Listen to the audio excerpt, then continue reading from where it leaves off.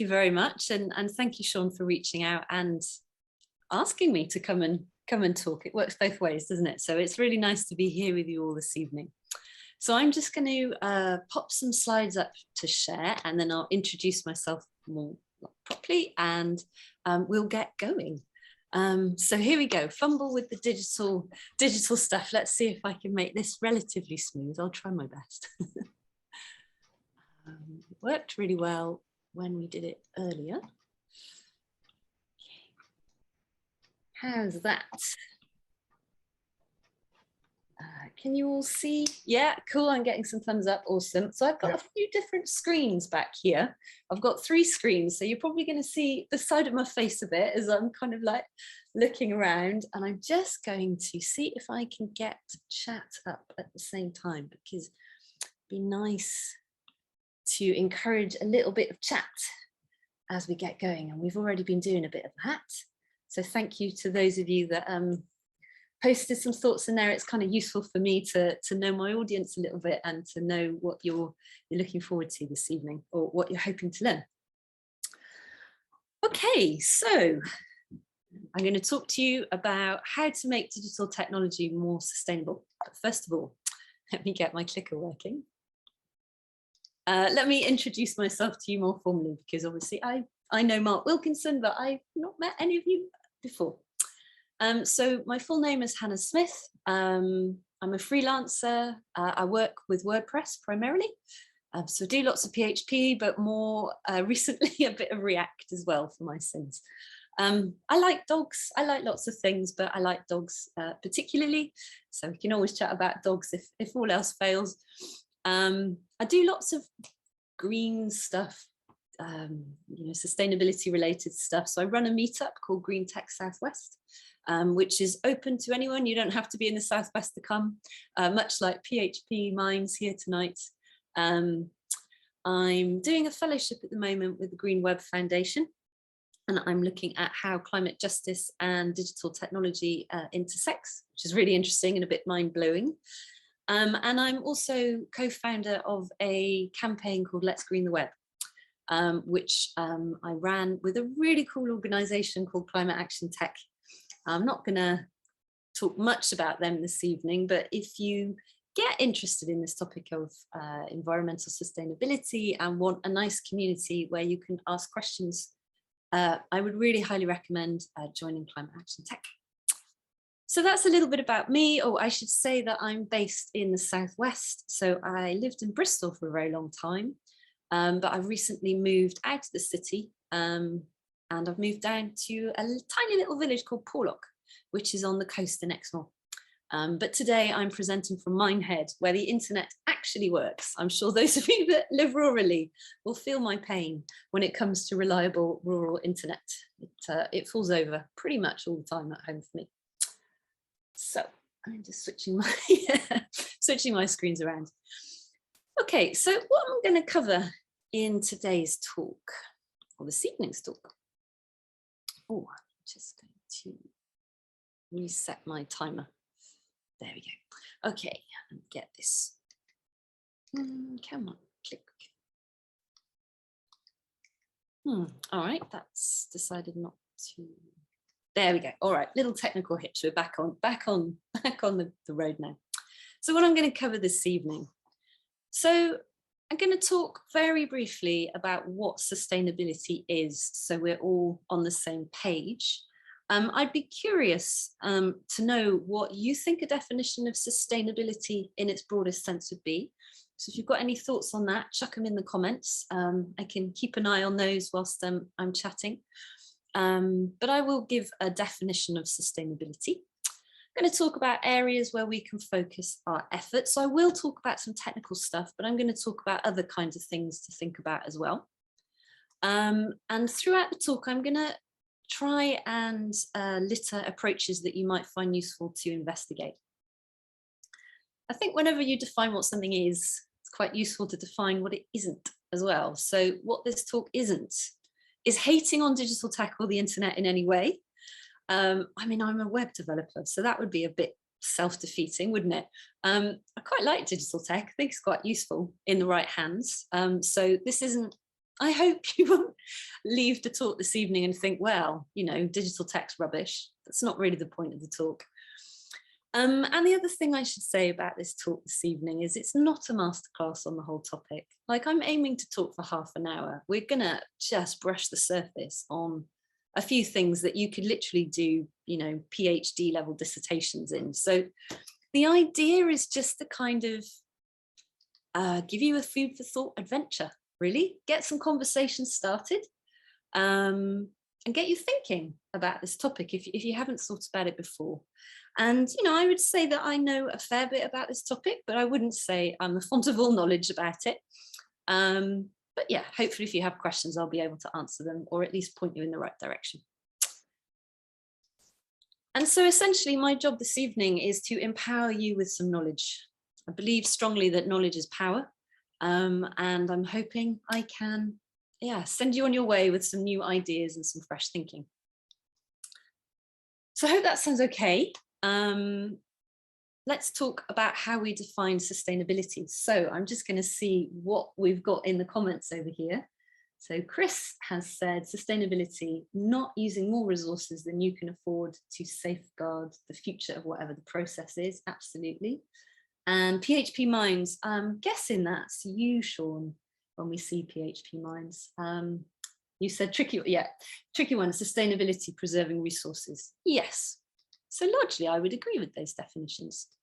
The most commonly used definition of sustainability is meeting the needs of the present without compromising the ability of future generations to meet their needs. Now, what I'm not talking about in this talk tonight, I'm not talking about the climate crisis. Like, I'm going to assume that you're here because you know very well that right now as a society, we are not doing very well at sustainability, and we are not doing very well at safeguarding the future needs of future generations. So I'm going to take that as a given that we're all on the same page on that. So that's a common definition of sustainability. And it comprises of 3 pillars. So there's 3 strands to think about, and I'm going to talk about some of these things tonight, because even if you're a developer and you maybe don't think you know much about economics, the first pillar, is just systems. And actually, if you're a developer, you probably understand systems quite well. Well, certainly if you're a good developer, you'll understand systems and where they can go wrong and how complex they can be. So the 3 pillars of sustainability, or these 3 strands that we might think about, are economic, environmental, and social. Now, a lot of people will come to sustainability and they will just think that sustainability is only about carbon emissions. But it's way, way, way, way more than carbon emissions if we're thinking about sustainability in the kind of fullest picture, which I really hope you will do by the end of tonight's talk.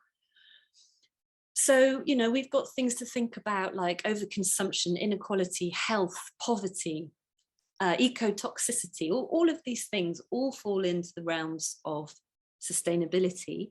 And digital tech definitely touches on all of these things, even if you don't yet realize it or haven't made those connections. So I'm going to try and draw some of those things out for you this evening. But as I say, this is, maybe really new stuff for many of you, so that there might be lots of thinking and exploration to do later.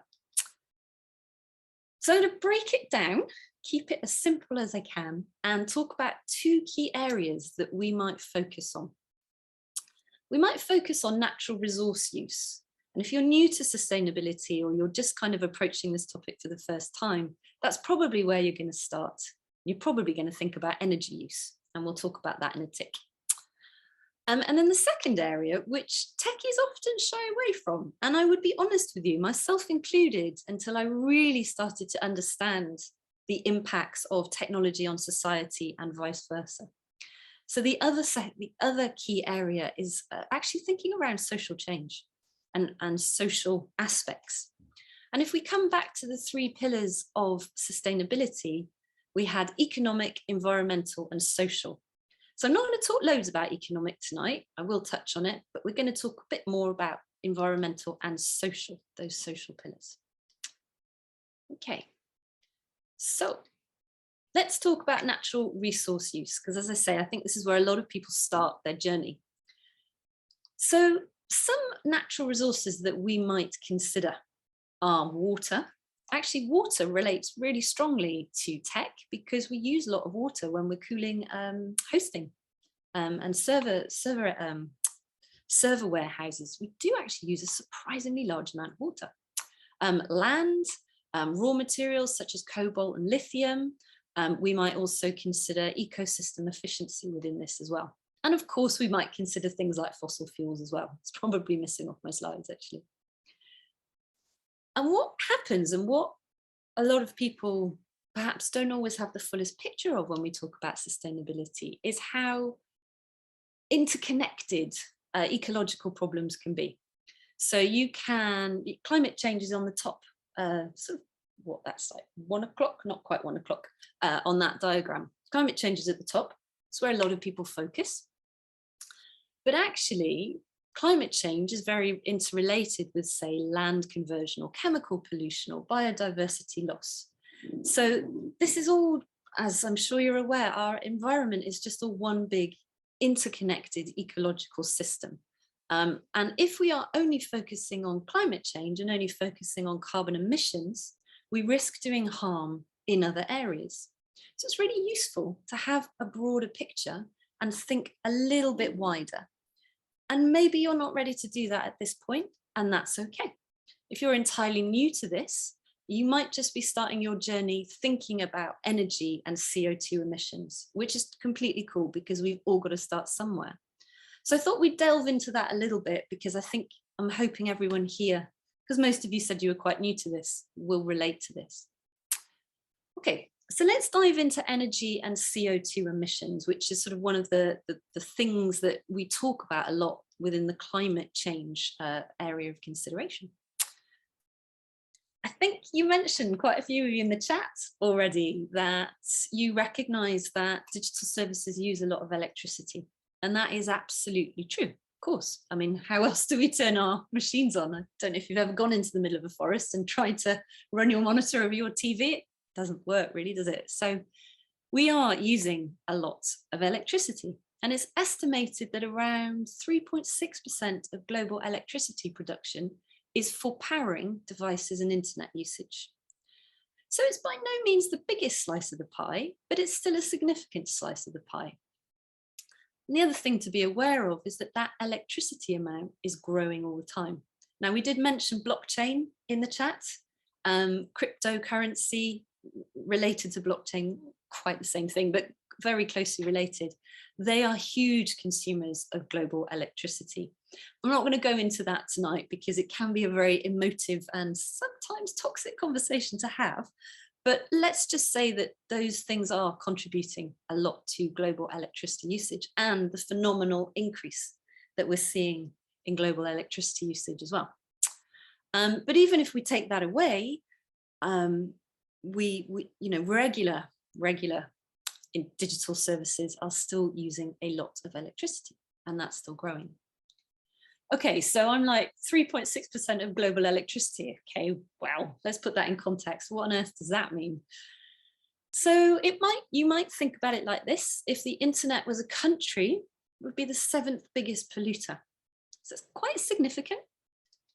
And you'd need about 0.6 billion acres of mature forest to absorb the amount of CO2 that the internet is estimated to be creating. So quite a lot. Just to give a little more context, I'm sure many of you will be aware that at the moment we are heavily reliant on fossil fuels for electricity generation. And now these statistics come from the International Energy Association and their 2019 statistics. About 63% of the world's electricity came from fossil fuels. That is dropping, but it's dropping quite slowly. And obviously, we don't want to be burning fossil fuels if we can avoid it, because they are a massive contributor to carbon emissions. It is also really worth saying, though, that a lot of digital technologists will think, oh, well, if I just switch to renewable energy, I've fixed the problem. And unfortunately, that's not the case. Renewable energy isn't a panacea. It still requires natural resources.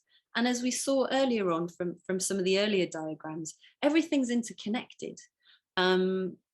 So even if we're perhaps creating less carbon emissions, we might still be creating ecological problems elsewhere. So we still need natural resources to create renewable energy. For example, wind turbines. Someone's got to manufacture those wind turbines, and we've got to find something to do with them at the end of their life. Same with solar panels. But it is less than fossil fuels, so it's the lesser of the two evils. So, you know, it is a good direction to move into, but it doesn't just fix all the problems and make it all go away. So really what we need to be doing is looking at reducing the overall amount of energy needed by making things efficient. Now, I believe that all of us here in the room are coders or engineers of some description. So the kind of rallying cry to make things more efficient probably resonates really well with us. I personally love to make things more efficient. It's kind of what I exist to do. So we have a great opportunity as technologists to reduce the amount of energy needed by making things more efficient. And of course, once we've done the reduction piece, we should then of course be looking to ensure that the energy we are using has the lowest impact possible. Okay, so I'm going to pause there. I don't see any questions or comments coming up in the chat, so I'm hoping you're finding this useful so far.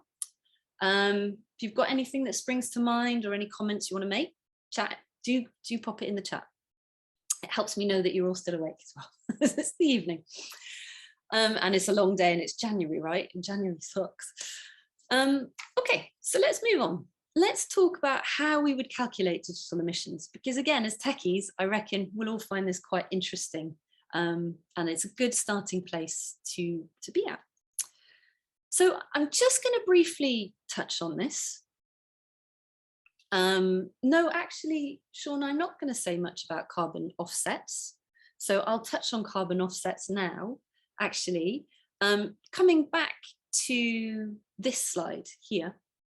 The thing with carbon offsets is that you're still paying somebody else to pollute, or you're paying someone and that's allowing you to pollute. So carbon offsets, I think, do fit into a picture here. But my view is that carbon offsets should only be reached for once you've done absolutely everything else in your power that you possibly can to reduce your emissions and to improve your sustainability. And now a lot of people reach first and go, oh, okay, you know, I'll integrate with an API which can plant trees, and that will make me more sustainable. And yes, it will help, of course. You know, the thing with climate change is that we need loads and loads and loads of different approaches, and sustainability. We need loads of different approaches, a diversity of approaches to make things better. But carbon offsets, I'm sorry to say, I think is quite a lazy solution. And we'll get into why a little bit more as I talk about social change and we get a little deeper into sustainability. So I don't know, hopefully, Sean, that maybe answers your question about carbon offsets. Yeah, okay. So yes, they have a place, but for me, they're right at the bottom of tools and approaches you might pick. Okay, let's crack into calculating digital emissions then. So how would we go about doing this? So this is a model that is widely accepted within the community. This is going to come as no surprise, but we have data centers which store your data for any digital service. We have a process where data has to travel from A to B. We have devices that receive the information, present it to you and allow you to interact with it. And each of these things, when you're calculating the digital emissions of a service, will have a percentage related with them. So what I mean by that is what we tend to do is make an estimation of how much energy is being used by these three component parts. And the proxy that we tend to use for that is the amount of page weight we're sending across the wire. So how much data we're transferring from A to B. And we use that as a proxy for figuring out how much the data center had to do to generate it and how much work your device had to do in order to present it to you. Now, you could argue that it's, there's better ways to do it, but we've got to crack on with things. So this model is kind of good enough, I think, to give you a sensible estimation.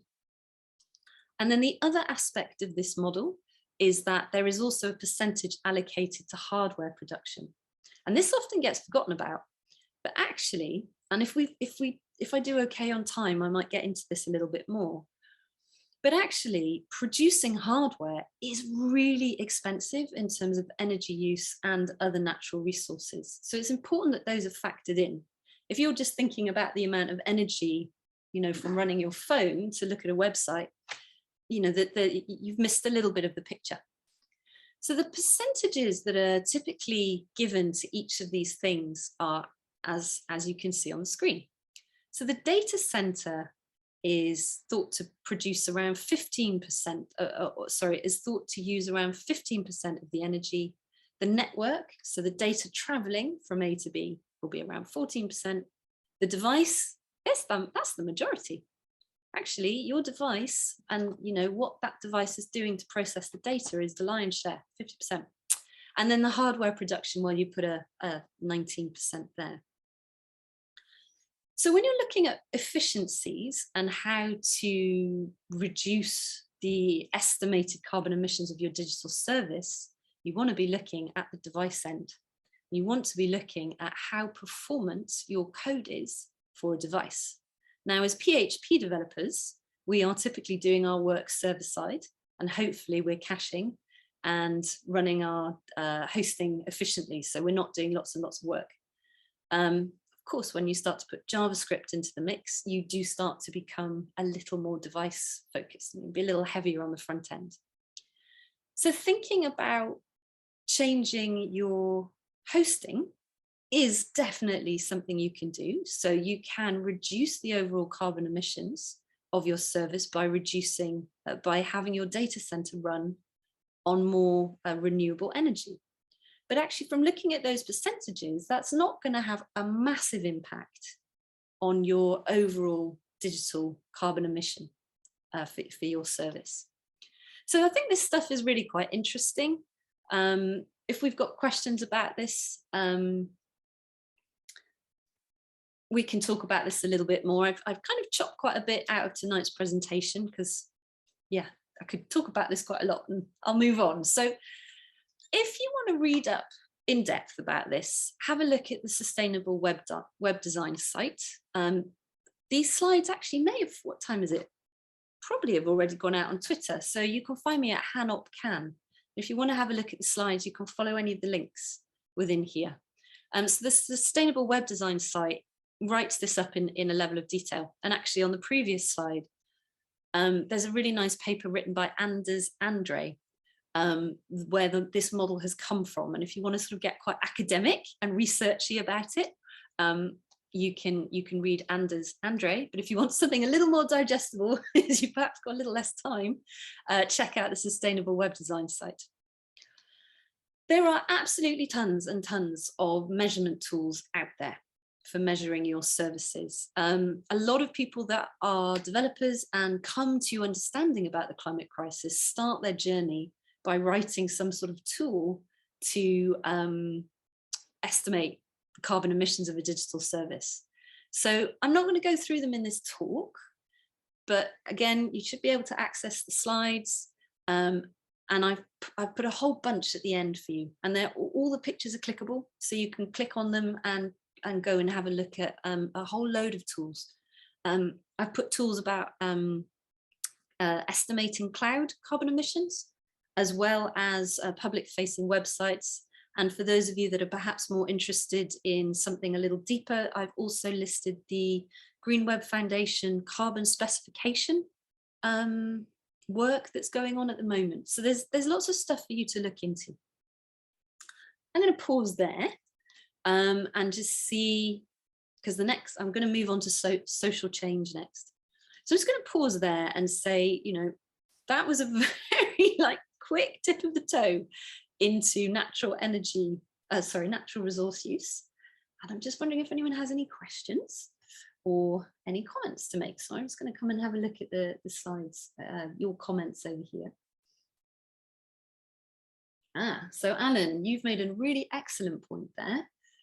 Given the last data center I was in, where the immediate racks on either side of the rack I was working on had pretty much all machines screaming, I wondered what percentage of machines in the data center actually do work at a level versus what percentage is essentially idle.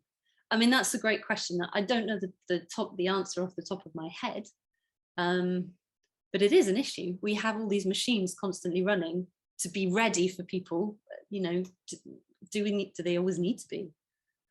It's a great question. I know that there's people that would, you know, a lot of the academic research around that. But I'm interested to know, does anyone have any thoughts on that or any resources to share on that point about the idle use of data centers, the idleness of data centers, I should say.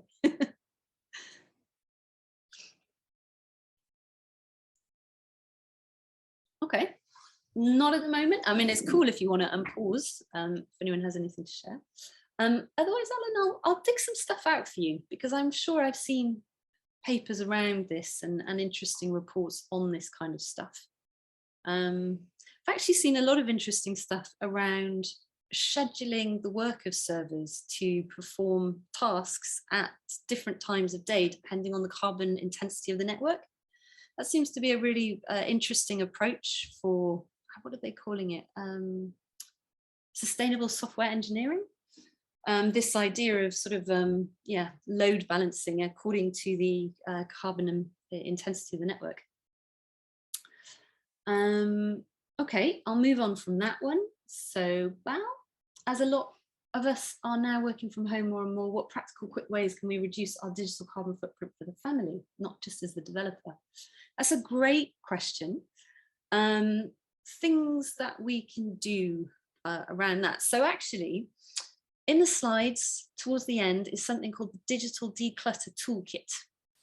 And I would have a look at that. It's probably a little more business focused than family focused, but things for digital carbon footprint, streaming, internet, like video streaming is one of the big ones for families. Now, look, I love Netflix and I love YouTube. So I'm not saying don't use Netflix and don't use YouTube.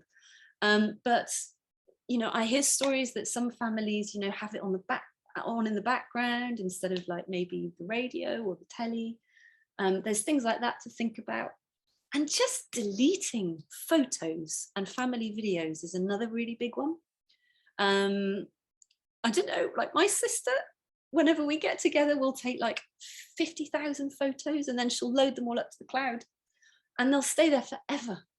And she never looks at them and she never deletes them. And all of that stuff has to be saved somewhere and stored somewhere. So maybe those are some practical things to have a look at. Mark, you have said, so is keeping our devices, laptops, phones, etc. for longer the biggest thing we can all do to help? It's certainly a significant thing we can all do to help, yes. I may have time to go into it. But yes, not replacing your phone every 2 years, not upgrading servers that don't need to be upgraded, not having laptops to work on that have way more power than you actually need. Device manufacture is expensive for the planet. And yeah, keeping them longer is definitely something we should be looking at doing. Sean has asked me, do you measure your own impact? He says, looking at multiple computers and monitors and wonder if your resources will show anything there. It's a great question. Do you know, I've tried several times to learn how to measure the energy being drawn by all my monitors and things. And I wasn't successful. I didn't figure it out. But what I have learned, things like, if you walk away from your laptop, turn it off. So if you're going to be not using it for more than 2 hours, you actually save a lot more power by turning it off rather than putting it to sleep. There's things like vampire power. It's small amounts. It's really, really small, but it does all add up. And other things that I've done in my own personal habits is that I turn all my monitors off whenever I get up and walk away from my desk. And I turn everything off at the plug at night as well, including my telly. Again, that's just wasteful use of energy. And my own personal laptop's like, oh my God, it's like 2014 MacBook Pro. It's getting on, but it still works and it does the job that I need it to. Despite me wanting to have a new shiny laptop, I have resisted. Things like that we can do. Okay, so Peter has said, check out low carbon business at Derby. That sounds good. Do you think us not traveling to offices can offset some of this? Yes, Anthony, I think travel is a significantly bigger creator of carbon emissions than digital is. So there's lots of data out there where you can see how much carbon emissions, for example, a video call takes versus versus driving or flying everyone across the world. Not traveling is a really, really great way of lowering your emissions. But, I'm here to talk about digital emissions. So if I was to say digital emissions and I was talking about video calls, I'd say, well, one thing you could do is not have your video on video calls. It uses significantly more energy. So in some situations, videos ever turned it straight off. In some situations, you might choose to have your video turned off and to save energy that way. I think it's quite a significant proportion. But then you've got to balance that against the social impacts. Like, it's nice to see people's faces and that's good for our mental health as well. So, but when it's not needed, turn it off. But then we are not using more electricity heat at home rather than going into the office. This is a good point. I can't comment on that. Where I'm coming from is that we try and be more efficient where we can. And you're right, use it at home, use it in the office. Well, it's mass or menos really, isn't it? It doesn't really necessarily make a difference. Okay, right, I'm going to move on to social change. We're about half an hour in, I think, so I'll go through this bit quite quickly, because I know as technologists, maybe not talking about social things is not perhaps always our favourite topic. So I won't kind of labour this too much, but I think it's really important for us to touch on this if we're thinking about sustainability in the widest realm. Oh, that was a bad idea. It's the end of my tea and it's all musty. Oh dear. Oh, that was supposed to help clear my throat. Never mind. Okay, let's talk about social change. So just coming back to the start of the presentation, I said to you, there's 3 pillars of sustainability. There's economic, environmental, and social. I haven't talked much about economic. We've talked a little bit about environmental, natural resource use. Let's talk about social, because actually social change is where we have the biggest power to make a difference to climate change and sustainability. So I think about this a lot, probably too much actually. What do we create tech for? Like, what are we doing all of this for? Like, sure, it's fun being an engineer. It's fun solving problems, but what is it all for? And the conclusion that I've come to is, well, what we're doing as technologists is accelerating solutions. Now, these solutions might be solutions that existed without digital technology. But when we put a digital technology layer over the top of them, we are accelerating them. I'll give you a really simple example of form filling in. You can get someone to submit you data by filling in a paper form. So they can print the form out, they can write it, they can send it back to you, and you can process the data. When we put that into the digital realm or make that a digital service, we accelerate that process. We make it quicker and easier for them to do. So I tend to think of, well, we're creating tech as an accelerator of solutions. But the question I've been coming to ask myself more and more and more is, what solutions are we choosing to accelerate? And some people would argue that the internet is actually just a symptom of a consumerist or capitalist society.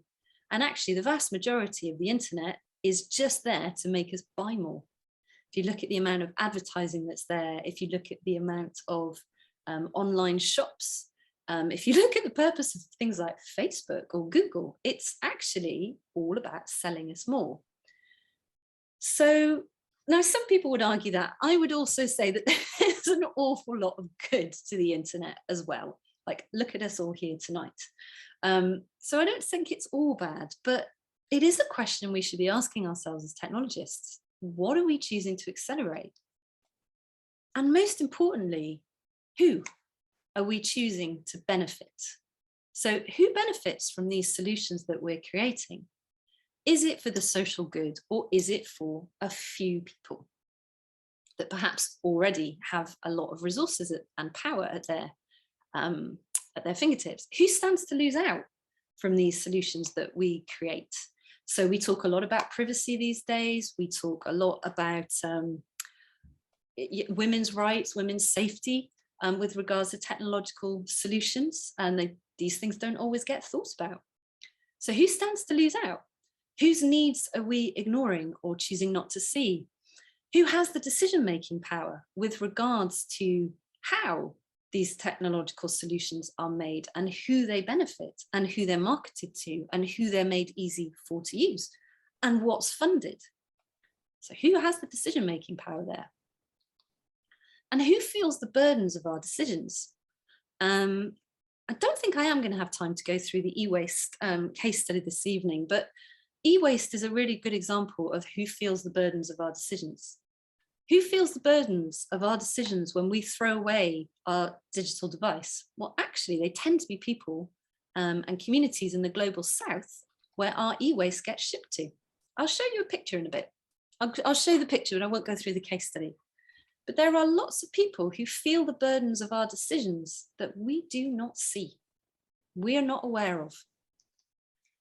So now I don't know how you're all going to react to this slide, climate justice is social justice. Alan's just got, oh, he's got to put the light on. I thought Alan might have run off. I appreciate that some people might find, these terms new, or maybe even a little bit, maybe a bit threatening or even a bit confusing. But if we're really interested in sustainability, and we need to be thinking about justice, and we need to be thinking about equality to who gets our services and how they get them and who is impacted by our services. So you might have seen the phrase climate justice is social justice around. So the point I want to make to you here is that we'll struggle to make things truly sustainable if we're not thinking about the social injustices that comes from the work we do. And folks, a lot of the social injustices are not visible to us. Just like to many people, the massive electricity use of cloud services or crypto or blockchain, or the massive electricity use of our laptops isn't visible to them. And that's okay if it's not visible to you at this point. But what I would strongly suggest you do is ask yourself, well, how can I make this visible? What can I learn? Who can I ask? What can I do to think about these things with my teams, with my suppliers, etc. So this idea of tackling social justice is a core concept of climate justice. But it's hard. It's really hard. So I mentioned to you that a lot of these things are not visible, may not be visible to you, or they may not be visible to you because climate justice, doing climate justice fundamentally means that we have to think beyond our current paradigms or the current systems that we're in that are not making these things visible to us. So the costs of who bears the burdens, they're not always made visible to us easily. We don't feel those impacts or know those impacts. So our current systems aren't really helping us in this respect. And so again, this might be another phrase you've seen, maybe you've seen it on placards, or maybe you've sort of seen people getting cross about this on the internet. System change, not climate change, is what we're looking for. We want to be shifting these paradigms. I don't know how you're going to react to this picture, and maybe it's too small for you to see it, Val. I can see you like getting quite close to it. I put it on the slides and I was like, oh shit, I've made this too small. This is a complicated network diagram, and it's complicated deliberately because I don't want anybody to think that these issues are simple. They're not. Academics don't find this stuff simple. Nobody finds this stuff simple. If anybody here is familiar with the UN Sustainability Development Goals, they're known as the UN SDGs. Those are actually represented by the points on the inner circle. So we've got energy, water, food, health, education, that middle circle, not the inner circle. Anybody that knows much about the UN SDGs will know that actually you try and fix or address one SDG and you find that you're making a problem over here. So it's not always straightforward to get things right. There's no perfect answers. What we want to be doing is moving in the right direction.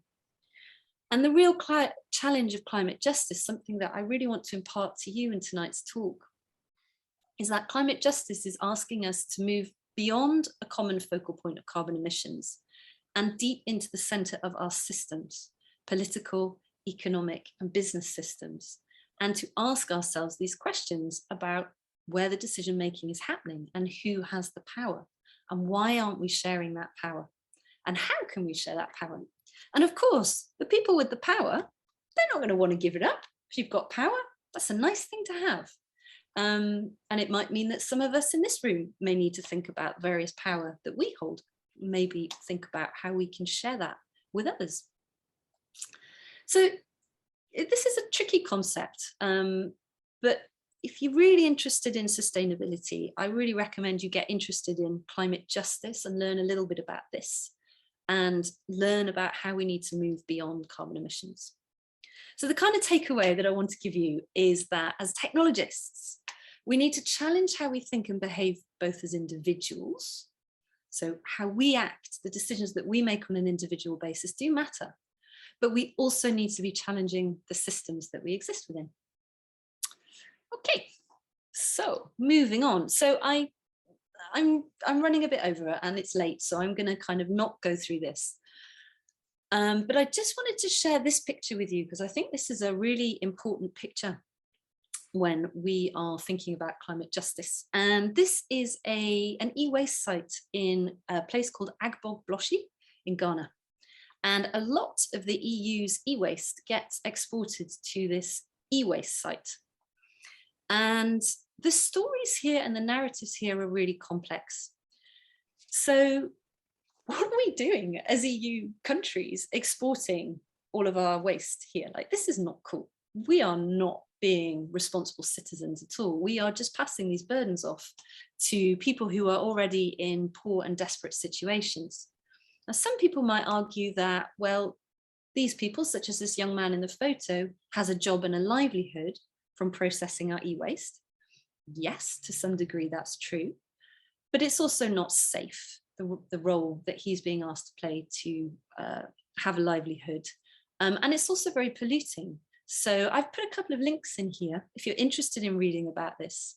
You know, the whole case is fascinating but heartbreaking at the same time. And I think it's really important that people in the West don't vilify these kinds of sites, because as I say, that the narrative is complex. People are being given opportunities to work. There are also opportunities to develop a circular economy. But what it needs is the people causing the problems, hey, us, to take a little bit more responsibility and help put those systems in place, rather than them sort of just turn up by accident and, you know, give people who are in the poorest situations, not really giving them power or decision-making ability around how these things happen. So yeah, so I did have some slides here about thinking differently about devices. But anyway, I shall move on. So I'm just going to sum up. I hope this has been useful. I hope you're all getting something out of this talk. I never quite know like how to pitch it, how techie to get, you know, how it's going to go down when we talk about social change. Because it can sound quite radical, but, you know, in fairness, if we're going to get ourselves out of the mess of climate change, we're going to have to be a bit radical, because, you know, the way of thinking that's got us here, I don't think is going to get us out. Anyway, I'm going to sum up with hopefully some little takeaways for you. So there are levers that we can use as technologists. Efficiency might be the only lever that you have at your disposal as a technology in your workplace. So you might have power to downsize the quantity of resources that your organization or your digital service is using. So you have a lever there, something that you can do to make a difference. If you are a little bit higher up the decision-making chain. I don't want to use the word chain because supply chain, never mind. If you're in the decision-making hierarchy, perhaps another lever you can use is ask questions around your supply chain. So think about, well, how can we choose the least harmful resources? How can we choose services that are creating the least harm, but perhaps also have some side effects of doing some good as well? And you might also ask yourself some questions around purpose too. So why? What are we doing this for? Why are we making it more efficient for ad providers to spam people with ads to buy stuff they don't need? You might ask yourself some questions like that. Or maybe you'd ask yourself other questions. And then these two threads that we've talked about, natural resource use and social change. Well, these two questions will run through all of those levers that you're thinking about with regards to efficiency, supply chain, and purpose. So they kind of intersect. So really, I just wanted to kind of leave that idea with you of, you know, these three levers that you can use and you can, you know, ask questions about and try and affect change with. And of course, there's lots of co-benefits to doing this. So hopefully you've seen how interconnected our world is environmentally and socially. There's lots of co-benefits to making all of these changes. We can reduce resource use. We can improve accessibility and UX experience. I didn't get into that this evening because I had to make some trims somewhere. But you know, a lot of this performance improvement will have benefits for users. Can make us more fulfilled humans as well. When we're looking at the sustainability, not everything is about money, purpose, and you know, that sort of thing is becoming more recognized, and social good as well. So there's lots of reasons we can do this, not just for the planet, but for our users and also for our own sanity, I suppose, as well. So there we go, I'm done. Thank you very much all for listening. I hope you're all still here. You haven't all fallen asleep or passed out at your desks. I think I saw that my... I think we're here. Ah, cool, thanks, Sean. My Twitter handle got shared. So hopefully you've all got a link to the slides. We can pop the link directly in here as well. And yeah, with questions, we can go into that. And yeah, look, there's loads of tools. I've stuck a whole bunch of stuff at the end of the slides here and loads of other resources, books, all sorts of stuff that I just didn't think we'd want to talk about tonight. So I'm going to stop sharing my screen. I'm going to try to stop sharing my screen. And I'm going to look at you all directly again, so you don't have to see my profile of my face.